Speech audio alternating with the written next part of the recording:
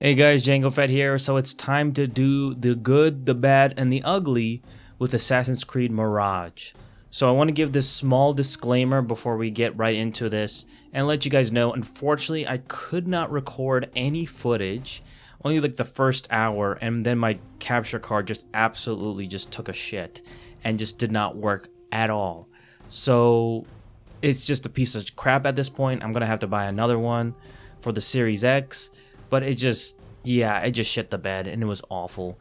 So I am going to be using footage from another YouTuber. I'll put their name over here, and they're a pretty popular YouTuber. And put their link for their channel as well as the link for the footage in the description down below. So please be sure to check that out. Links below in the description. So let's get right into the good. So the first 10 to 15 hours of the game I found really solid and really fun. There's plenty of amazing mission variety within the story and side missions to really keep you engaged and entertained. And the main mission targets are what I find the most interesting, because as you're progressing and find out little clues about your main target, you then find their stronghold and you get to choose how you want to enter those areas in multiple different pathways, which is great. And one of the most unlinear parts of the series I have seen by far. And it's always been very linear for the most part for many of these games, even though most of them are become open world at this point, or the latest ones. They're still very linear in their scope for the most part.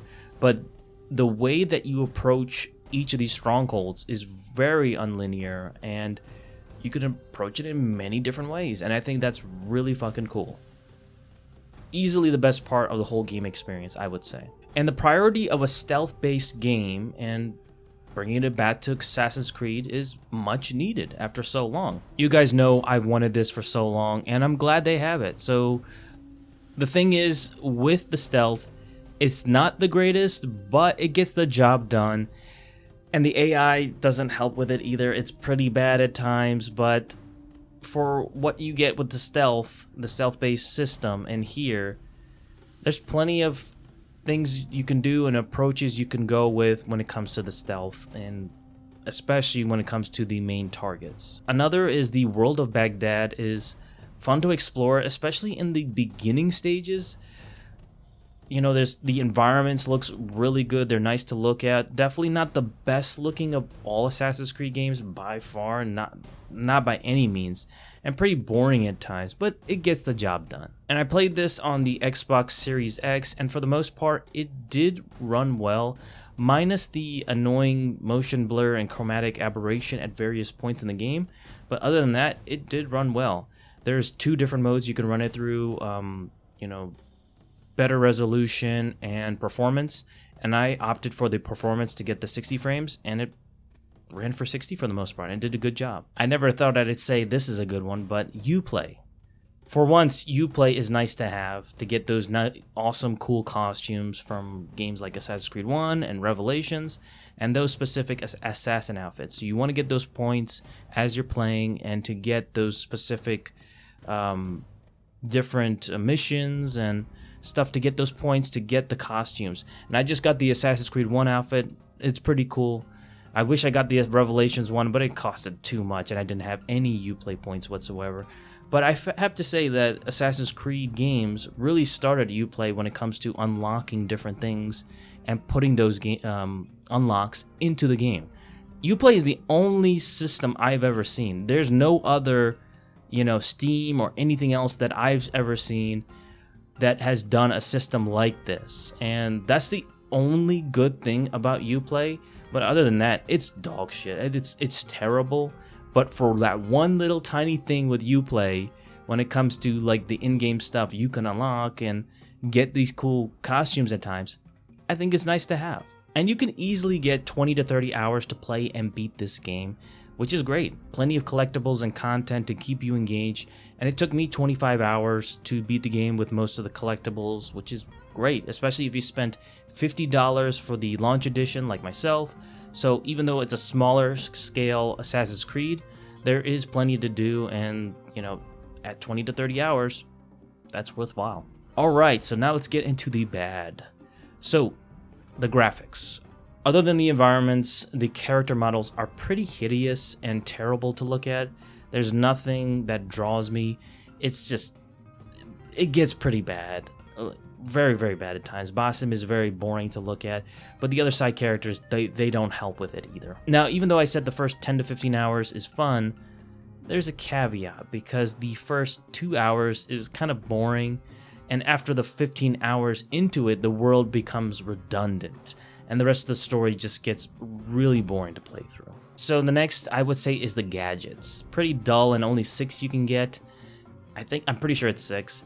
And I wish there were more and new types other than the same ones I've seen in every single Assassin's Creed game at this point. I know you can customize them in certain ways, but I just got bored of them pretty fast and just unoriginal at that. And now the costumes. There's the armor and then the costumes. The armor, you can unlock 6 with various colors, but no changes to appearances, even if you upgrade them, which makes it pretty boring. Just getting those traits, and that's really it. However, because it's Ubisoft, they market all these terrible microtransactions to get you into having more variety of costumes. So no. Fuck you for that, Ubisoft. This is so much with Ubisoft games, especially with Assassin's Creed. They microtransaction everything when it comes to Assassin's Creed games, especially. And it's fucking disrespectful to the series. Like, at least put these unlocks into the fucking game and have us unlock it in cool ways. But in this game and all the other Assassin's Creed games, they don't want to do that, so fuck them for that. And last but not least, we have to get into the ugly. So, the combat. Easily the worst of any Assassin's Creed game I have ever played. And I truly mean that. After 25 hours into the game, beating it, I still could not wrap my head around it, and I have no idea whose idea this was for the combat, this horrible button layout and structure of the combat, but they should be fired. Avoid combat as much as possible because it's a chore, and you do not want to fight more than 2 enemies, which goes into the stealth aspect. I get it. The tracking is fucking dog shit, and the AI doesn't help with it either, and I just could not... it was a fucking mess overall. There's also side missions, some of the side missions called the Tale of Baghdad missions, which are extremely short and awful. Completely pointless. Worst side missions ever. Just stick with the contract missions. They're actually fun and engaging. You will get rewarded and do interesting missions. Unlike whatever the tail missions were supposed to be. I don't know who the fuck idea that was. That was just complete bullshit. But those side missions are easily the worst I have ever seen. I don't know why in the world they would put that dog shit in there, but it just doesn't need to be in there at all. The main character and the side characters are completely forgettable. Minus Roshan, played by the legendary Shoran Agdashalal. I know I'm mispronouncing it, but she's a renowned Iranian actress and been in the acting business for a long time. And been in a few games like Mass Effect and Destiny, for instance, which is great. But even she cannot save the characters here, not by any means. The main character, Basim, even though he has my name in his name, is utterly boring and the worst assassin by far I have ever seen. I have not played the Warriors Creed games, but this one is just, it's awful. He is just completely dull. And maybe Valhalla fans will like him, but new people discovering him like myself will think the complete opposite. After this, I don't want to hear people giving Connor shit from Assassin's Creed 3 after playing this game. And lastly, the ending. It made no sense to me and was just awful. I guess it was setting up for Valhalla. I don't know. I don't give a shit, honestly. But it was just... I just hated the story overall. It's not the worst, but the ending just does not save it either. Let me know what you think of Assassin's Creed Mirage in the comment section below. I still enjoyed it. I liked the game overall. It's not the worst game by any means. It's not a bad game. There are some really bad stuff with this game, and there's some good stuff and redeeming stuff within Assassin's Creed. And I hope they go into more of this direction in the future with more stealth-based and a smaller scale. But I do want a little bit more effort and time to put into this before they launch the game. And, you know, if they keep it at $50, I'd be happy. And I'd be more than interested in it. Though the setting is important, and we'll see how they approach with that. But let me know what you think in the comment section below of Assassin's Creed Mirage. Don't forget to like this video, subscribe to my channel, Django Fett, and I'll see you guys in the next video. Peace.